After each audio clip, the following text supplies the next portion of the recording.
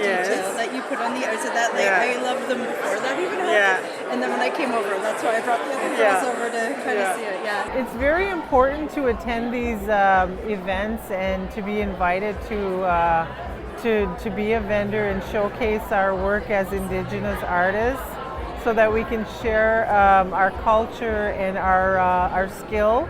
That we create these pieces, and there's so much meaning that goes into them. So when I come here, for me, it's making connections, getting to know people.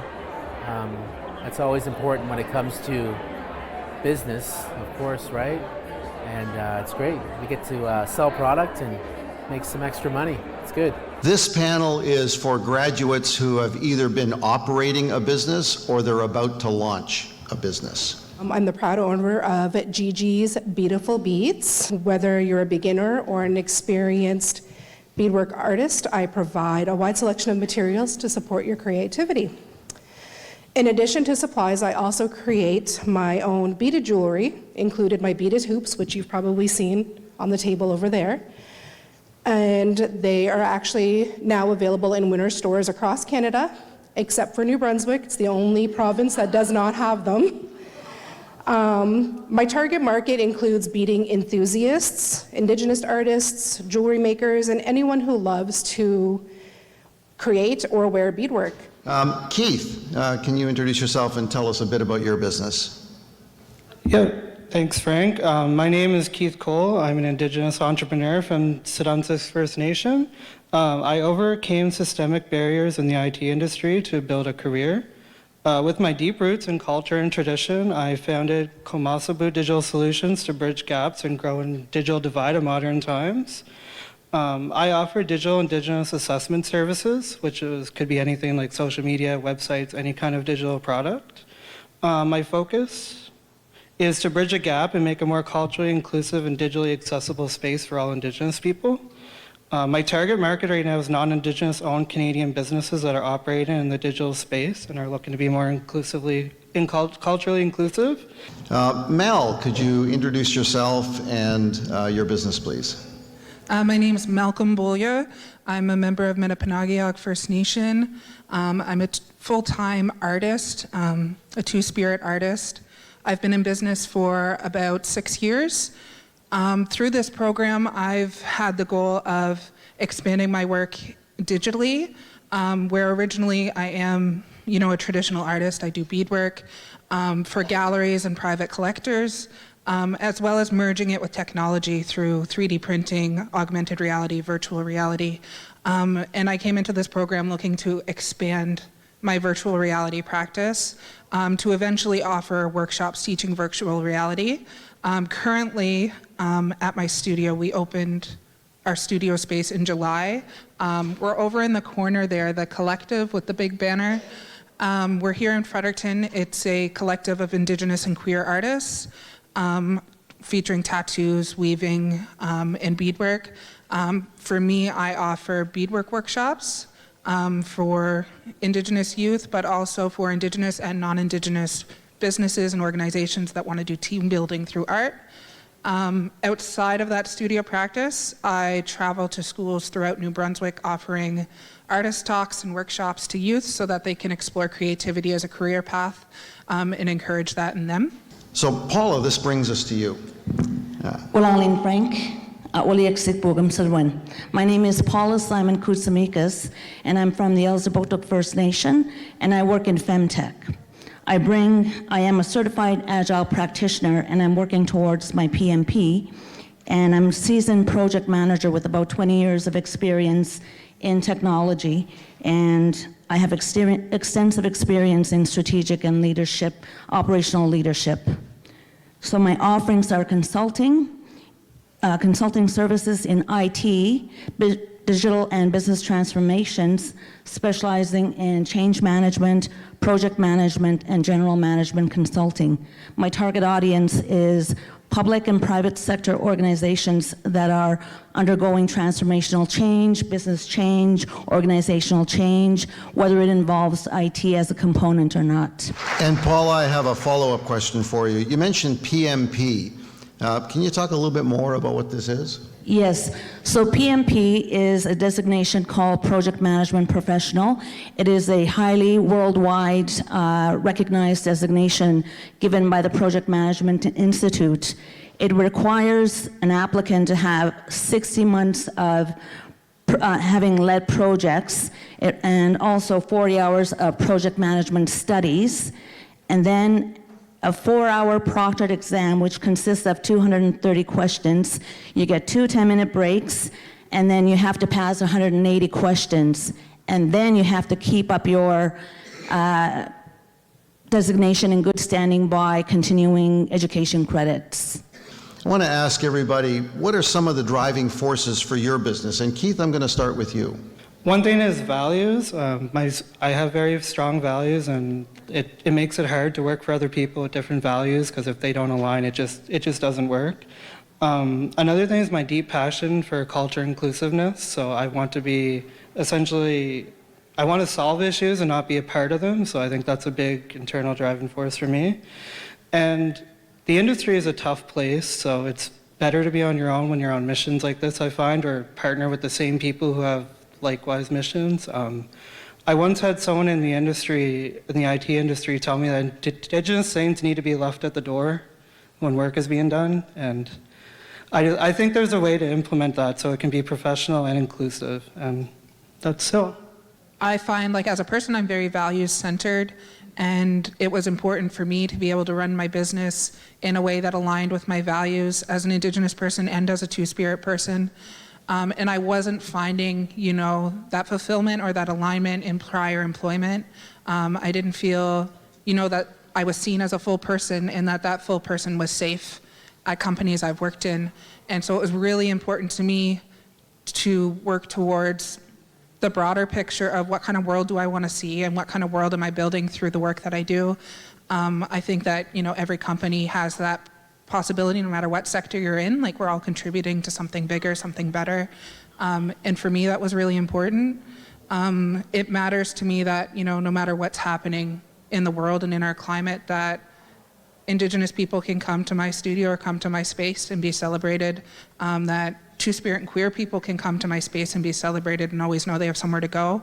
And that's what's most important to me and what I've built, and the relationships that I've built through that have been really fulfilling. Paula, what are your driving forces?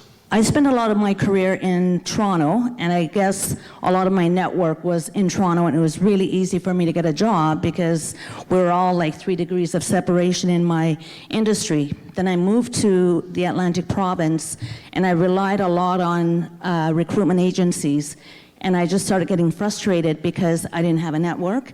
And so these recruitment agencies were just going through like this process of, can you fill this paperwork out? Can you fill that out? Can you fill this bit out for me? And then they ghost you. So I was like, okay, that's not working. Also, like I have a lot of experience with professional service agencies as well. And what I found is I learned a lot there, but it was a similar process where I'm having to do a lot of new business development work and fill out a lot of scope of work proposals and stuff like that. So I thought, why not use my business development skills for myself and also help my clients with my knowledge in the IT industry? Giselle, that brings us back to you. How about your driving factors? Beading has always been a meaningful part of my culture, and I've been beading for well over 20 years now. I wanted to create a business that not only supports Indigenous artists, but also makes good quality beading supplies more accessible and for a reasonable price. Another major force was representation and empowerment. I wanted to see more Indigenous businesses thrive in the market. And I know that by launching my own, I could help inspire others to pursue their entrepreneurial passions.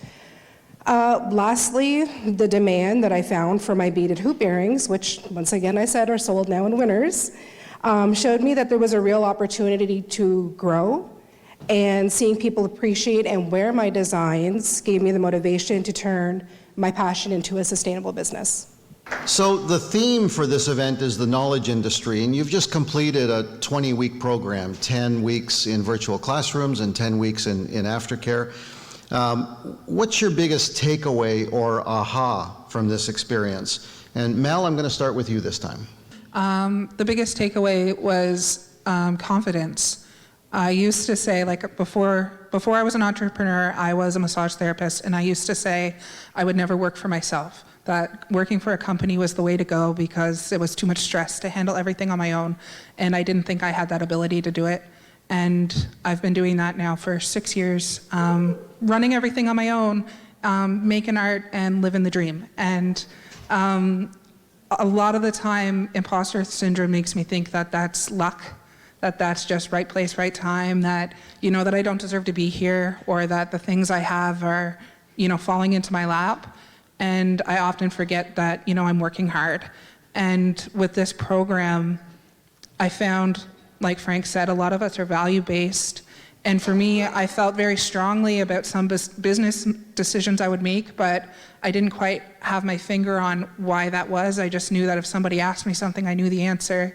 And this program helped me to pinpoint what those themes are that come up over and over and over, that, you know, these things are really important to me, it turns out, and are things that I'm not willing to bend on in business. And that helped me to, you know, have confidence in decisions I'm continuing to make, where before I would just make my decision based on that gut feeling and hope it was right, where now, you know, I have that thought process behind it and I can make those decisions confidently without having to second guess myself. Who here has faced imposter syndrome at some point in their career, right?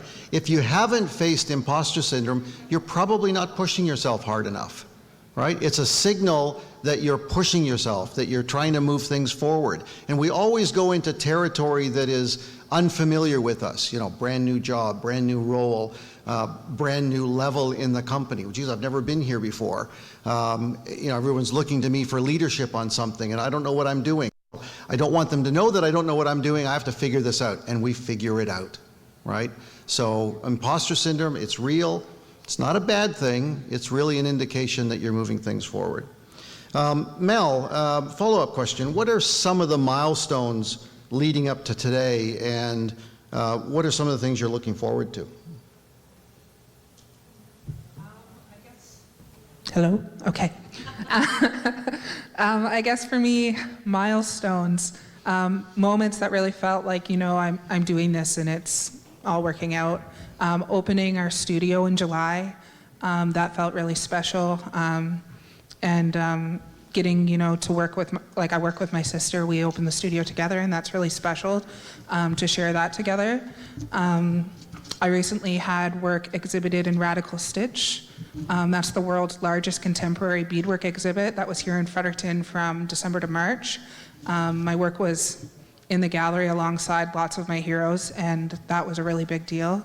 And as far as things coming up, I have a few gallery shows coming up where I'm debuting some new virtual reality work. I'll also have that same virtual reality work hitting all of the virtual reality app stores for free, so that community can access those experiences, because accessibility is often a factor in Indigenous communities where you have less resources. I want our communities to be able to access my work and to take that barrier that separates us from our own art oftentimes. But if you want to experience that VR effect before it launches publicly, I have a demo running over at my booth. Feel free to come by and check it out. Not everyone will understand your business or its direction, but if you keep going and you believe in yourself, you know, you stay dedicated, utilize all the resources that are available to you, things like JEDI and other programs, and you continue the grind daily, and you can definitely achieve great heights. Paula, in the line of work that you do, and I know this really well because of my background, how did you adapt to working virtually once COVID came along? I was already working remotely. I've been working remotely for about 20 years now. Back in the day, we had to find our own tools to communicate. One of them was MSN, teleconferences, and occasional meetings with the team. But I've worked with teams globally in like Russia, Singapore, United States, India, and we've always managed to find a way to communicate. So the tools have continued to evolve over the last few decades, and now we have better tools like Teams and stuff like that. So when COVID hit, it really didn't affect me.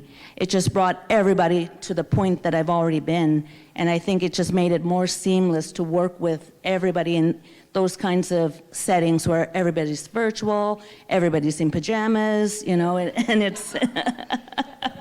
So yeah, COVID didn't really impact me negatively. I think it impacted me positively. My biggest takeaway from the program was the power of knowledge and community and entrepreneurship.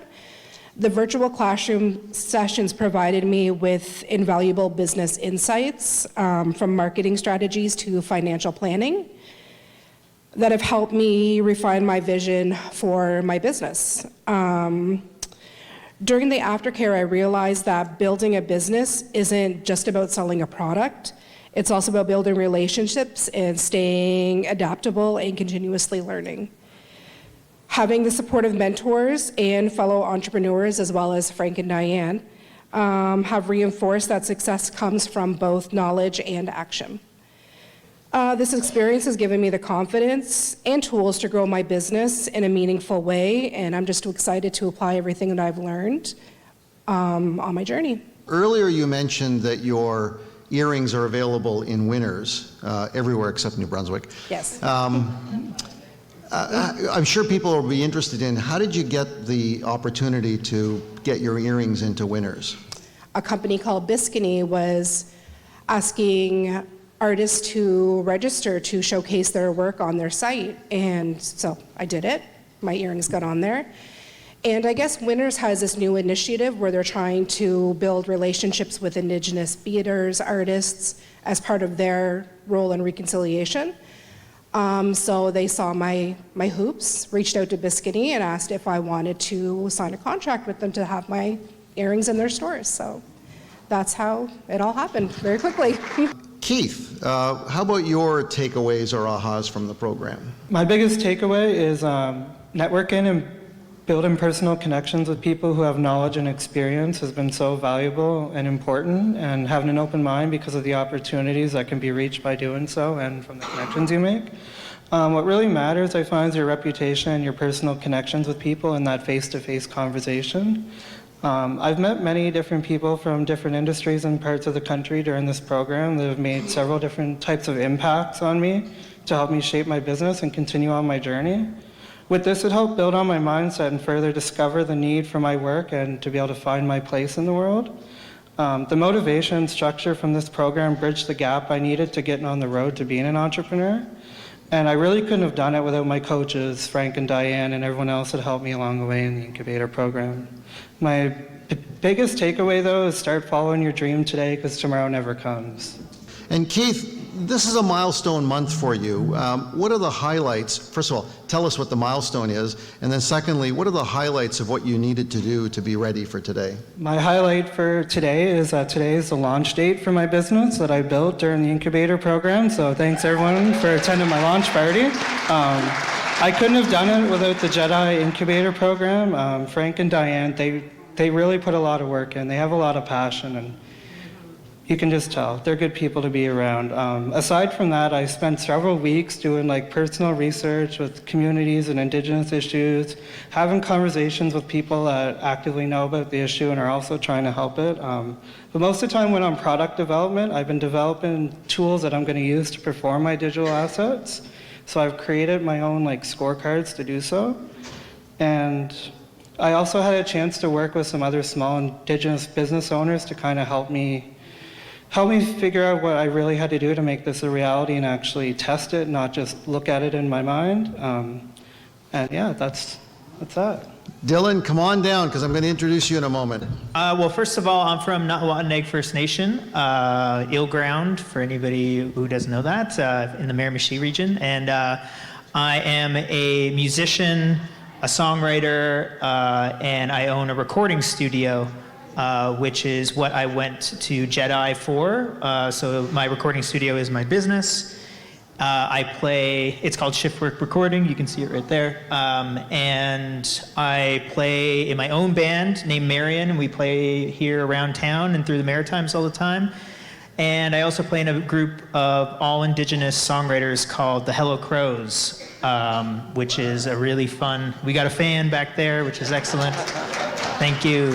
What advice do you have for budding entrepreneurs based on your journey? The hardest thing is to get started, but there's no good time. You're never going to figure everything out to get started. So if you just get started, you'll figure it out along the way, and then you'll realize that like you kind of don't know anything, and you just continue to not know anything, but you keep going, and then eventually it starts to all kind of click, and then you realize that you're doing it.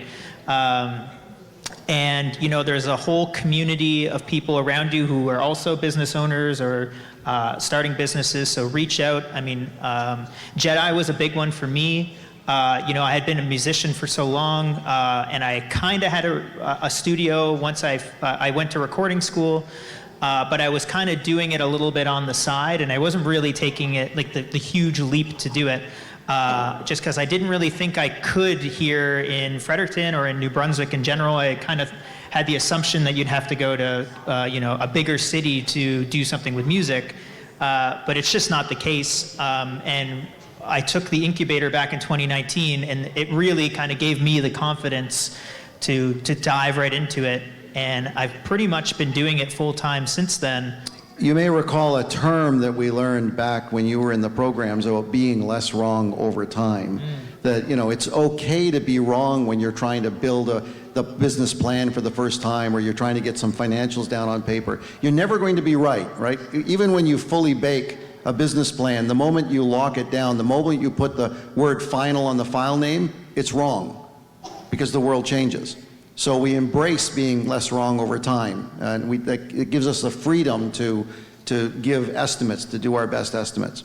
So Dylan, I recall that when we first met and we were in the program several years ago, that as a musician and a studio owner, you were particularly interested in providing recording opportunities for Indigenous artists. You've made some excellent progress with the work you've been doing with the Hello Crows. What might you tell us about the supply and demand for Indigenous music in the region? The demand for Indigenous music, Indigenous art, I don't know if it's ever been more in demand than right now. For me, I work with a lot of emerging artists, recording-wise, producing-wise, at the studio. I work with some Indigenous artists, but I through being in the Hello Crows and how much we've been playing shows around the Maritimes, like the demand for seeing an act, an Indigenous act, and Indigenous music, to hear our stories through the combination of music and storytelling, to hear our individual voices, it's in such high demand. Like people really want to hear what our people have to say in our lands here right now.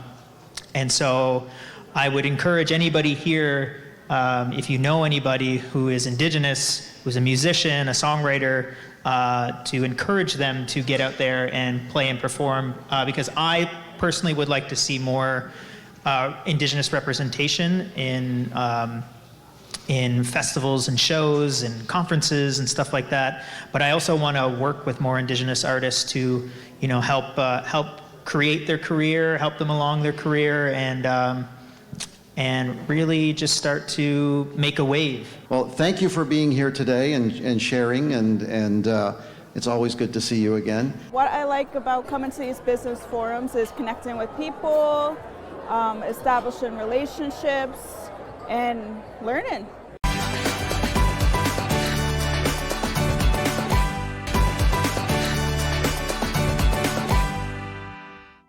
Are you selling this? I am.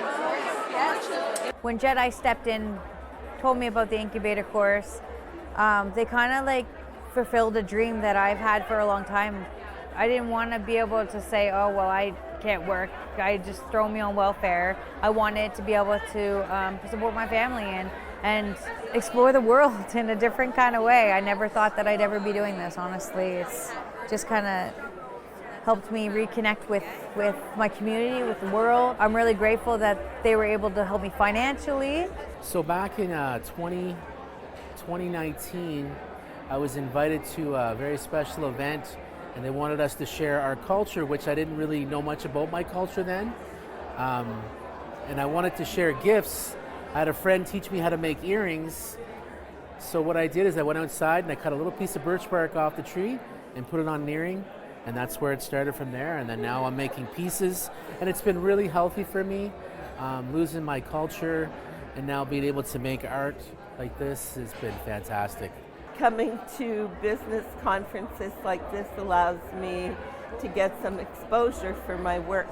Well, JEDI has some funding available, and if you have a business project or a business idea, you can send them a business plan and they will recompense you up to 50% of what you've invested into your project. And yeah, so it's great to get. The second panel is focused on folks who aren't ready to launch their business today for a number of reasons. You know, sometimes we're not quite ready to launch. We've got more work to do.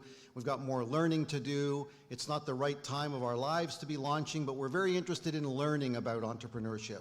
So this group fits into all of those kinds of categories, and you're going to hear a little bit about their stories a bit later. But I'm sure anybody here who's an entrepreneur knows what it's like to go through the process of deciding, do I go into business or not? And what are the commitments that I have to make? What are the risks that I'm taking on? What are the things that I'm giving up to be able to follow those dreams and perhaps come back to those things that I'm giving up to do later? That tells the story about what these folks have been going through. Not only this panel, but also the first panel. So without further ado, I'm going to invite 4 folks up to come and talk about their journey so far. And these are folks who aren't quite operating yet, but we're going to hear a little bit about their story. Now, Juliana, would you like to introduce you and your future business thoughts, please? So I'm Juliana Peter Paul. I'm from Metabonagia. My business idea is blending cybersecurity with Indigenous advocacy. I currently serve as a networking and partnership coordinator for the Wabanaki Two-Spirit Alliance, and I'm studying social work right now. I'm in my second last year, and focusing more on accessibility, storytelling, and 2S empowerment. And you can connect with me on LinkedIn. More questions for you coming. Quay, could you introduce yourself and your future thoughts, please? My name is Quay Love, and my business aspiration is called 4 Pillars. My focus will be dedicated to enhancing cybersecurity and cybersecurity work safety for Indigenous communities in New Brunswick. I'll focus on addressing modern threats and ensuring these communities are protected through updated work practices.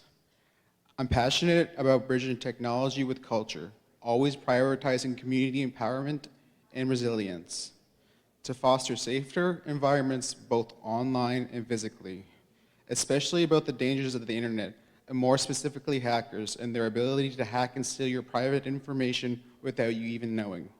I can be contacted on LinkedIn or at quaylove1@hotmail.com. Thank you. Okay. And Quay, what does 4 pillars mean? It's like a solid foundation. Like 4 pillars is a big thing in our culture, or the 4 directions. My idea is to have a solid foundation for your business. So that's generally the idea. Okay, excellent. Sean, how about your future business thoughts? Good afternoon, everybody. My name is Sean Paul, proud member of St. Mary's First Nation. I look forward to founding Woolstook Tech as an Indigenous-owned tech repair shop in Fredericton. I plan to combine my cultural heritage with technical expertise to provide high-quality, reliable tech repair services to the community. Woolstook Tech will be dedicated to creating local jobs, opportunities, bridging the digital divide, and fostering sustainable growth while supporting Indigenous entrepreneurship and promoting tech. I can be contacted at woolstook.tech@gmail.com, and also at 506-328-7291. All right, great, thank you. And Robert, you've got a little bit of different news today, don't you? My name is Robert Paul, and I'm from Woodstock First Nation. I'm a cybersecurity specialist, and I have experience in vulnerability management, automation, threat mitigation, and awareness training. I'm proud to say that I just recently secured a position in the field with Scotiabank, and I look forward to starting there next month. Woohoo!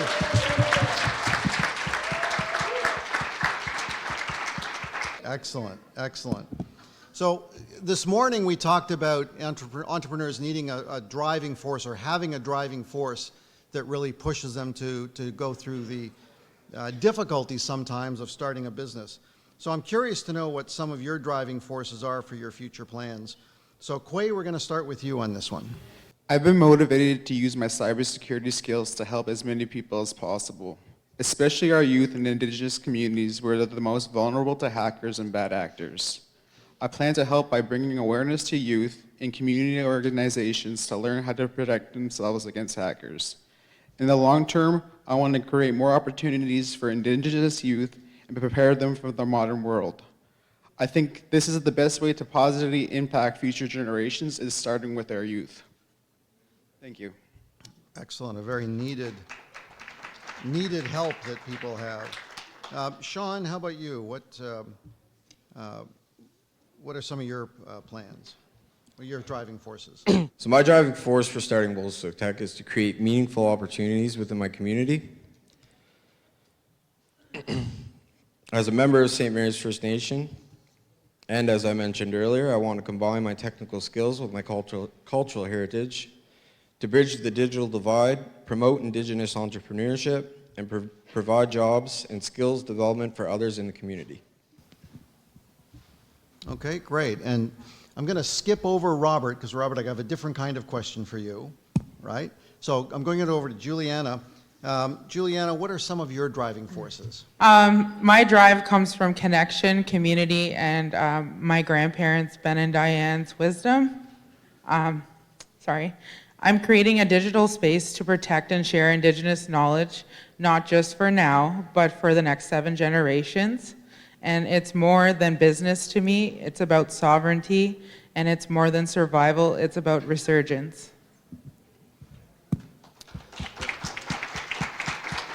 So in your answer, you referred to data sovereignty, and I'm sure that's a phrase that not everyone will be familiar with. So can you explain what that is and why it's important? Yeah. To me, data sovereignty means our right to control, protect, and decide how our information and knowledge is used on our own terms. So data sovereignty is about respect, responsibility, and keeping our knowledge safe for future generations. So now I'm going to come back to Robert with a slightly different question. So Robert, you don't plan on starting a cybersecurity business in the near future, but I'm curious about what got you interested in cybersecurity in the first place. So I've basically always had a passion for protecting vulnerable systems and vulnerable people, which kind of led me back into cybersecurity. And then the more I learned about it, the more that the emphasis became on data privacy. And yeah, that's pretty much my motivations. Okay. Do you know people that have been threatened by cybersecurity problems, or? Yeah, and I keep up on quite a bit of cyber news and see the constant breaches. Okay. So, for sure. So you want to do something about that? Absolutely. Okay, we need a cape for you.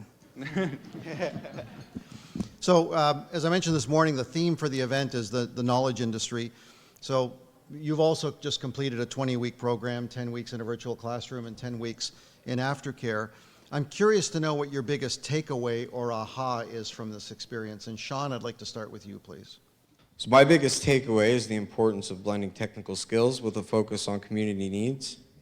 The program reinforced that success comes from continuous learning and applying knowledge in meaningful ways, which will guide the impact of Woolstock Tech.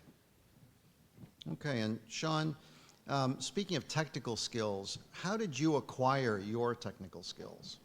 So I recently just graduated from the cybersecurity program last winter in December.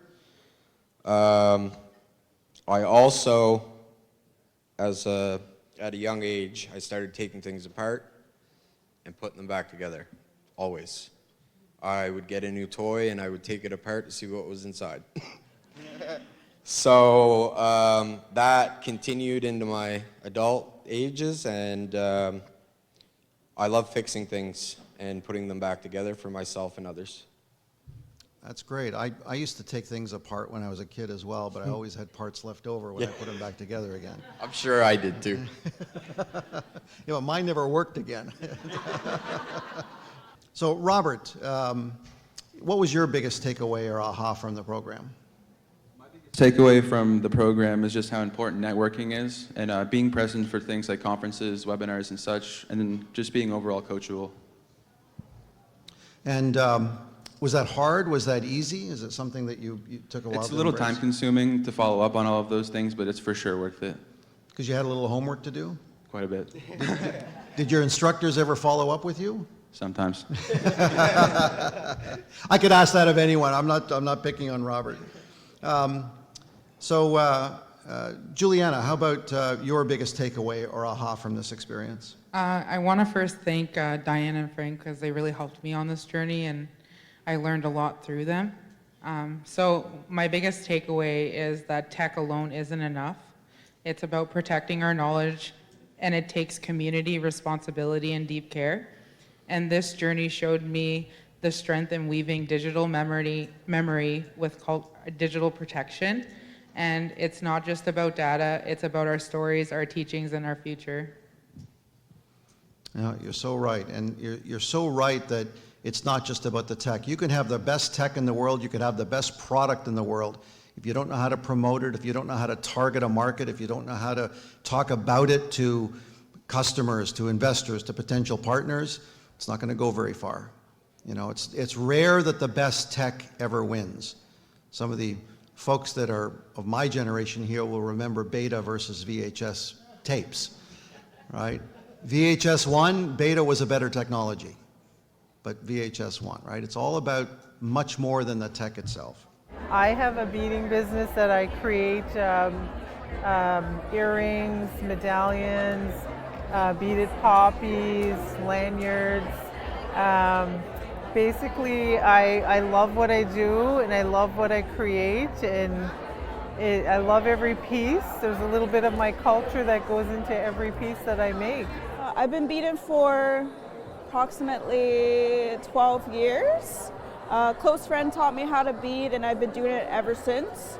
I developed my business probably 10 years ago, and I love it. I love beading.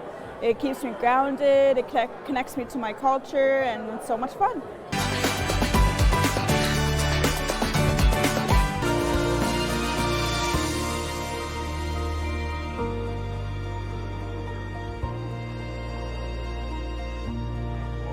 Part of the reason I love this so much is because art has always been very close to my heart, and I really love JEDI and other organizations that put a lot of effort into giving us space to promote our artwork, to get our names out there, and it's sort of a snowball effect after that. So once you connect with more people, people start to use your name in spaces for opportunities, and then that's how things end up coming to you. So I'm really grateful to be here and to be surrounded by lots of wonderful people who want to watch us flourish.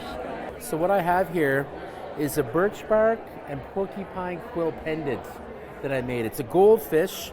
So what we do is we harvest our porcupine quills from a porcupine. We dequill it, we clean it, sort them, dye them, and we find our bark, and then we basically are embroidering the quill into the bark, and you come up with a piece like this. So I've been working on the selling part. A big part of that was pricing. I really had to take into perspective how much time I was putting into my skirts, and I had to let it reflect on how much I wanted to make and how much they were worth. So I think since that, I've gotten that kind of down pat. A big part was Incubator. They helped me with pricing. So Quay, I was curious. What might be your aha or takeaway from the program? I've learned so much. It gave me the confidence to organize my business and develop something that I didn't think was possible. I really want to say thanks to JEDI and Frank and Diane for giving me a great network to work with. That's my biggest takeaway from this program, is how important your network of people are. So speaking of network, just curious, have you made contacts here today? This is a question to everybody. Have you made contacts today? Not yet. Okay. Not yet. Okay. Quay, can I move on? I guess so. Okay, thank you. Just wanted to be sure. You're not quite ready to launch your business, but is there anything that you'd like to tell this audience about what your next steps might be, where the audience might actually be able to help you with a couple of things? And with Quay's permission, I'm going to start with Juliana, please. I'm building a secure digital platform that's focused on Indigenous data sovereignty and cultural preservation. So right now I'm doing market research and looking for folks to test early features. And if you have 5 minutes, I'll be in the back with a QR code and you can scan that and it's open to everyone. I'm trying to get more information on what's needed. Real-time market research. So please help Juliana. It takes just a moment to capture the QR code, do the survey. It'll really help her get some more information about what she's trying to work on. So our thanks in advance. Quay, what types of, or what kinds of things are you looking forward to? I'm going to continue my education while I gain more work experience in this field, as well as expand my network. I'm going to need a lot of people to help build this dream of mine and support me along the way. Starting with my own community first, then others throughout New Brunswick. In the long term, I plan to expand into non-Indigenous communities. I'm continuing to write my education content and work on my business model. I plan to launch within 1 to 1.5 years.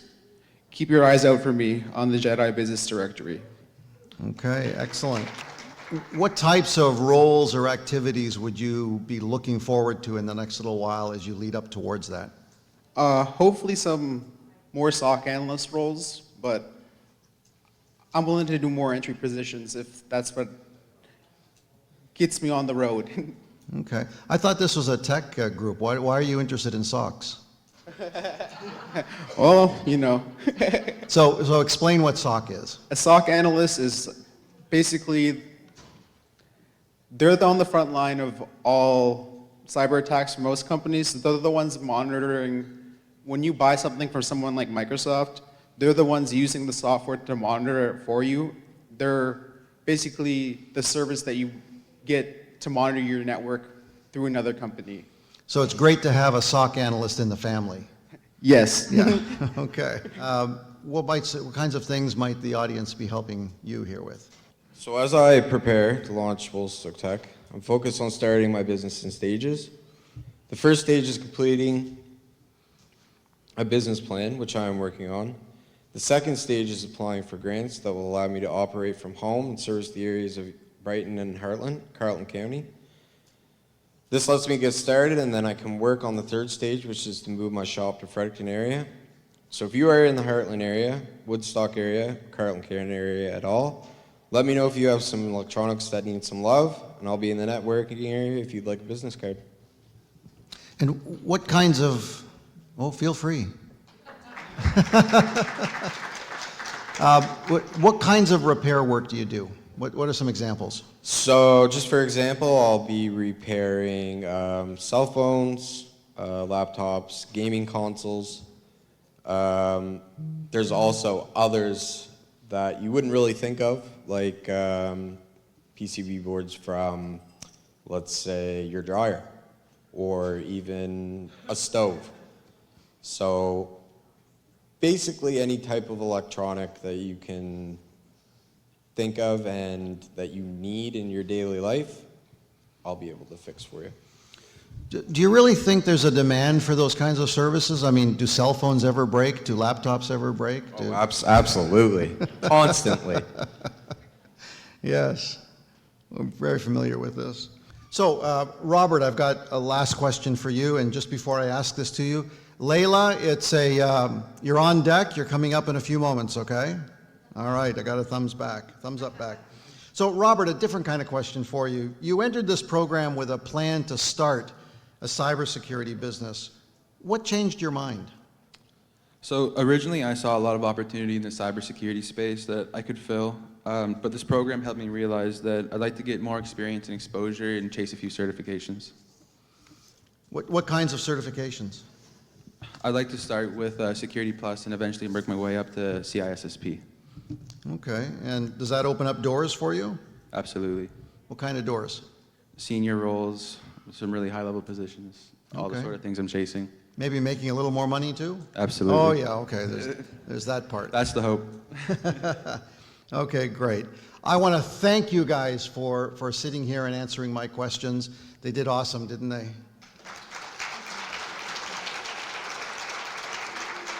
Okay. So Lelia, nice to be up here with you. We met for the first time yesterday. We met on email the other day, but we met for the first time yesterday. And this short discussion that we had really got me quite excited about this interview.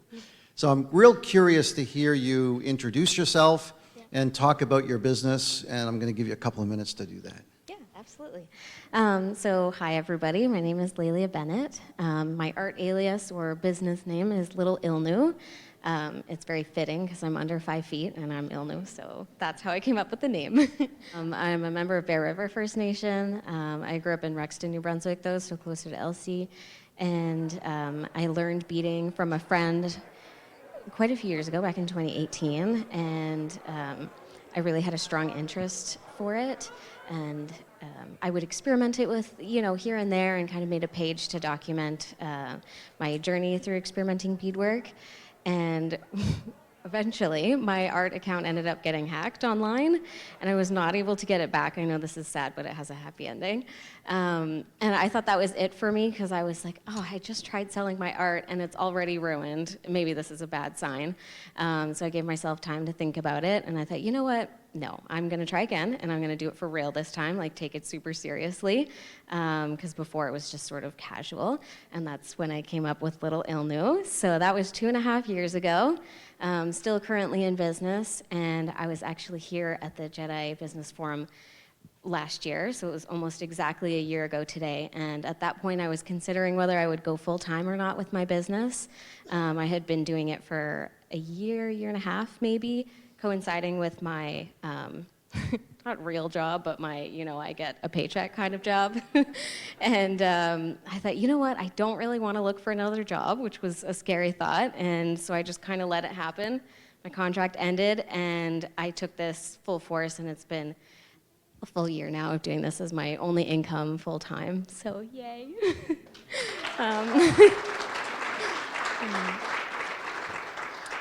Yeah, so I want to talk more about JEDI as well, because they've been really instrumental in, I want to say, keeping me employed, but really just helping my business stay a business. And really, I owe it to all sorts of organizations who deeply care about representing small businesses, Indigenous business owners, giving us a space to uplift us and our art and showcase our talents. So it's really because of all of those organizations, JEDI specifically, that I've been able to move forward with my dreams in a really effective way, and meaning I can make money from it and sustain my livelihood. So that's been my biggest dream since I was a young kid, and I'm 26 now, and I can say that I am an artist as my job. So that's me. That's wonderful. Now, you've mentioned JEDI, you mentioned this event last year. How did they help? What are the kinds of things that you learned from them or experienced through JEDI or the Chamber of Commerce that have helped you move forward? Yeah, so I've had a lot of time to think about this, because it's hard to really pinpoint specific things when you're in the flow of everything. But thinking back, I think just even if you're not making a direct sale, or even if, those specific things aren't happening, you're still chatting with people, they're still seeing your stuff. And I know everyone likes to talk about exposure, and that might be helpful, but it also doesn't pay the bills. But it can eventually. So getting to connect with all sorts of businessy folks here last year was really helpful. I got to learn about other opportunities that are available, but it also meant that people were witnessing my art and being inspired by it, and then sharing my name in spaces where there are even more opportunities. So a lot of the chances I've gotten to showcase my work in other places are because people saw me here, or promoted through other markets and things like that, and they said, hey, did you check out this artist? And that's how the word gets around. So I owe it a lot to community as well, to people loving my work and wanting to share it with other people. So yeah, that's what's helped. Okay. Yeah. You're giving people the impression that these questions are rehearsed. I've had practice doing interviews. So what kind of advice would you give to a budding entrepreneur about their journey ahead? Yeah. So I'm going to repeat a lot of what other people have said already.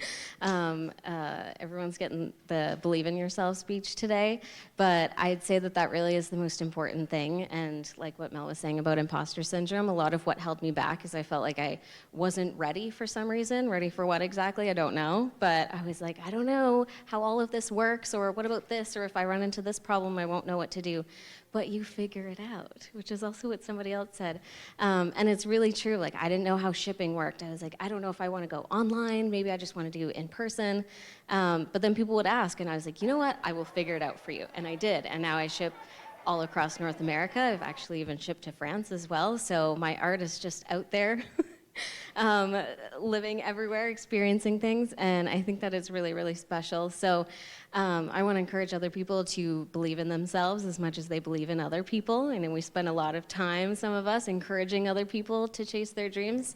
But our dreams are achievable if we actually put the kind of energy we put into other people into ourselves. So that's what I'd like to share. And where can people find you online? My Instagram is Little Ilnu, so you can find me there. It's actually little_Ilnu, but it might come up either way. I'm also on Facebook and TikTok, but if you're looking to purchase, that's usually through Instagram. It's pretty informal. I don't have a real business card or an online website, so that just goes to show you don't have to be fully prepared for everything. I've done this for several years, and I only got a logo 3 months ago, so, just go with it. Do you have any favorite pieces? I think I've shared my favorite pieces up here, but one of my recent collections was a birds and bugs collection, so that's where my little potato beetle is there. So I did a couple bolo ties of bugs, and I've been experimenting more with incorporating some double curve designs into my work as well, so that's really special to me. But definitely all the birds. Like, all the birds are my favorite. I've done blue jays, puffins, robins, all kinds of cute things. So yeah, I just love being inspired by beautiful things that are around me.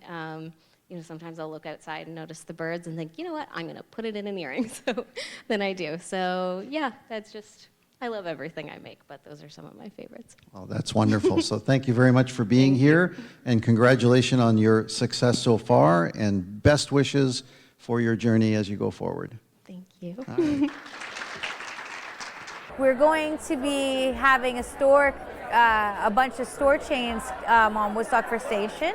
I hear that they're breaking ground in spring, and I've been told that I'm going to be having one. So I'm really excited about opening up a fabric store. It's not just going to have fabric, it's going to have supplies.